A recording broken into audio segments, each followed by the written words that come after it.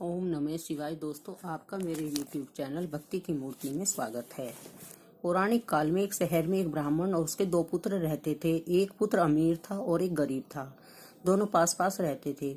जो ब्राह्मण गरीब था, उसकी पत्नी उससे रोज झगड़ती और ताने मारती रहती थी। एक दिन की बात है, गरीब ब्राह्मण अपनी पत्नी से तंग आकर जंगल की ओर चल पड़ा।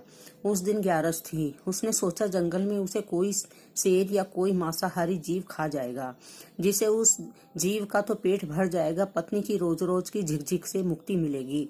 जंगल में जाते ही उसे एक गुफा दिखाई पड़ी। वह उस गुफा की तरफ जाता है। गुफा में उसने देखा एक शेर सो रहा था। वहां पर एक हंस पहरा दे रहा था, जिससे शेर की नींद खराब ना हो। हंस ने दूर से ब्राह्मण पुत्र को आता देखा तो सोचने लगा कि यह ब्राह्मण आएगा, शेर जाग जाएगा और उसे मारकर खा जाएगा।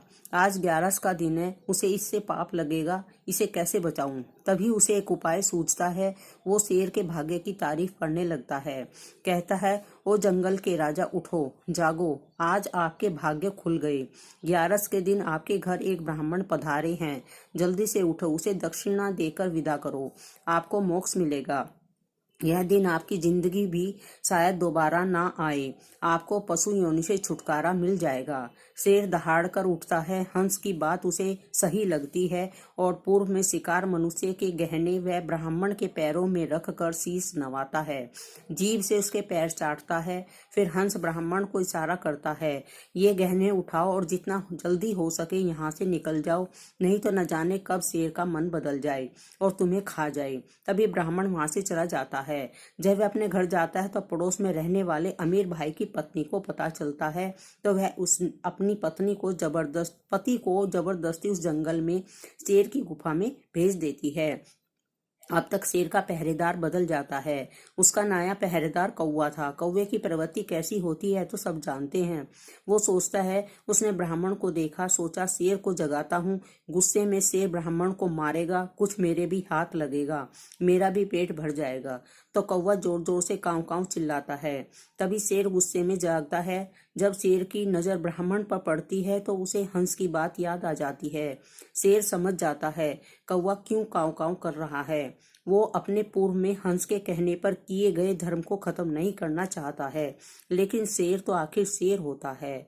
वो दहाड़ कर ब्राह्मण को कहता है, हंस उड़ सखर गए, अब काग भये प्रधान, थे तो विप्र थारे घरे जाओ, मैं किनाई जिजमान। इसका अर्थ है, जो हंस जो अच्छी सोच और अच्छी प्रवृत्ति के थे, उड़कर तालाब पर चले गए। अब कौवा पहरेदार है, जो तुम्हें मुझे मारने के लिए उकसा रहा है। मेरी बुद्धि घूमे उससे पहले ही हे ब्राह्मण, तुम यहाँ से चले जाओ। शेर किसी का जजमान नहीं हुआ है, वो तो हंस था जिसने मुझ शेर से भी पुण्य करवा लिया। दूसरा ब्राह्मण सारी बात समझ जाता है। वह अपने प्राण बचाकर वहां से भाग जाता है। इसका सार यह निकलता है कि हंस और कौवा और कोई नहीं, हमारे ही चरित्र हैं। कोई किसी के दुख को देखकर दुखी होता है, उसका भला सोचता है, वह है हंस। और जो किसी को दुखी देखना चाहता है, उससे किसी का सुख सहन नहीं होता है, वो है कौवा। हंस प्रवृत्ति वालों का साथ करो और अपने आसपास छुपे बैठे कौवों को पहचानो।